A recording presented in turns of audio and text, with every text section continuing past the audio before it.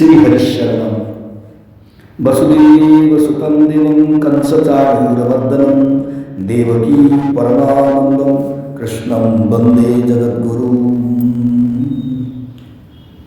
मयि सर्वाणि कर्माणि सन्न्यस्याध्यात्मचेतसा निरासे निर्ममो भूत्वा युद्धस्व विगतज्वरः। The Lord says, reserving all thy works to me with thy consciousness fixed in the self, being free from desire and egoism, fight, delivered from thy fever. By self-surrender to the Lord, who presides over cosmic existence and activity, we must engage in work.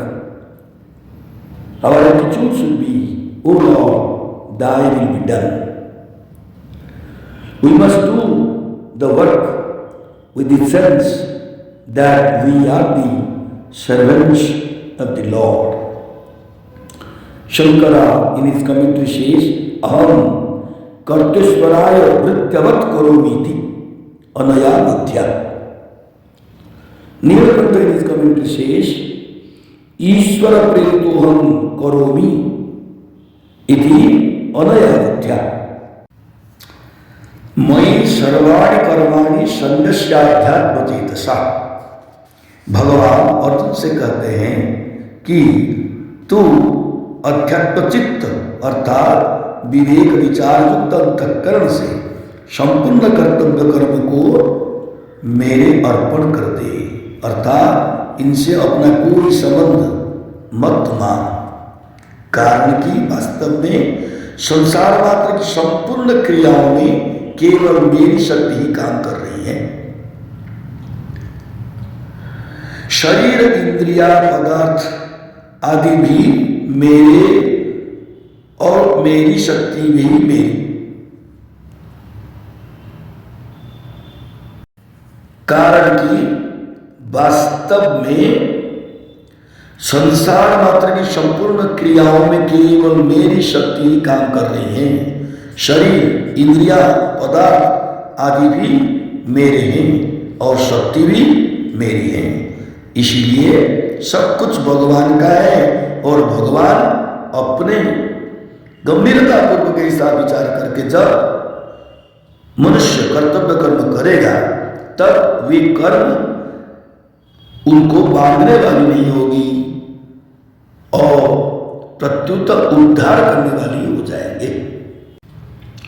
अध्यात्म चेतसा पद से भगवान का यह तात्पर्य है कि किसी भी मार्ग का साधक हो उसका उद्देश्य आध्यात्मिक होना चाहिए, न कि लौकिक।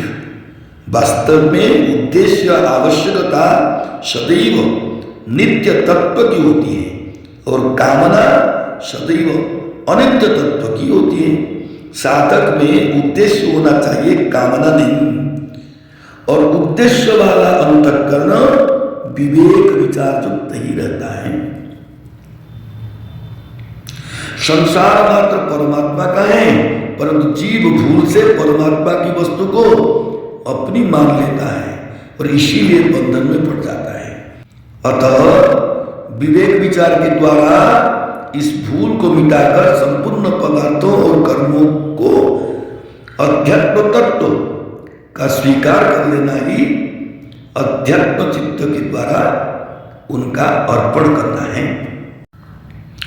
भगवान ने मयि सर्वाणि कर्माणि सन्न्यस्य पदों से संपूर्ण कर्म को अर्पण करने के बाद इसीलिए कहिए कि मनुष्य ने शरीर इंद्रिया मन बुद्धि प्राण कर्म करने में उपयोगी सामग्री तथा क्रियाओं को भूल से अपनी और अपने लिए मान लिया, जो कभी इसके थे नहीं, है नहीं, होंगे नहीं और हो सकते भी नहीं। उत्पत्ति विनाशशील वस्तुओं से अविनाश की क्या संबंध।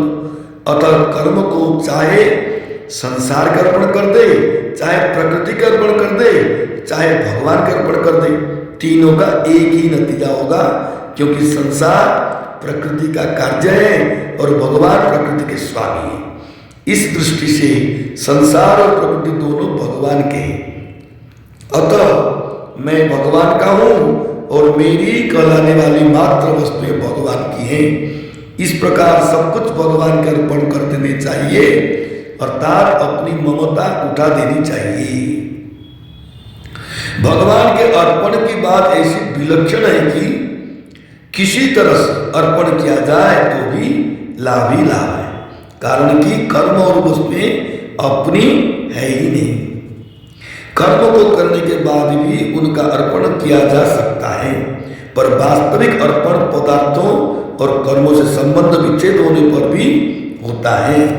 पदार्थ और कर्मों से संबंध विच्छेद तभी होता है जब वो बात ठीक ठीक अनुभव में आ जाए कि शरीर आदि सांसारिक पदार्थ, कर्म और स्वयं ये सब भगवान के ही है। साधक से प्राय यह भूल होती है कि वो उपकरणों को तो भगवान का मानने की चेष्टा करता है, पर कर्ण तथा स्वयं भी भगवान के इस पर ध्यान नहीं देता, इसीलिए उसका अर्पण अधूरा रह जाता है। अतः साधक को कर्ण, उपकरण, क्रिया और स्वयं सभी को एकमात्र भगवान की ही मान लेना चाहिए, जो वास्तव में उन्हीं के हैं। वास्तविक अर्पण से भगवान अत्यंत प्रसन्न होते हैं। इसका अर्थ यह नहीं कि अर्पण करने से भगवान को कोई सहायता मिलती है, परंतु अर्पण करने वाला कर्म बंधन से मुक्त हो जाता है और इसी में भगवान की प्रसन्नता है। जैसे छोटा बालक आंगन में पड़ी हुई चाबी पिताजी को सौंप देता है तो पिताजी प्रसन्न हो जाते हैं, जबकि छोटा बालक भी पिताजी का है, आंगन भी पिताजी का है और चाबी भी पिताजी का है, पर वास्तव में पिताजी चाबी के मिलने से नहीं, प्रत्युत बालक का देने का भाव देकर प्रसन्न होते हैं और हाथ ऊंचा करके बालक से कहते हैं कि तू इतना बड़ा हो जा, अर्थात उसे अपने से भी ऊंचा बना लेते हैं।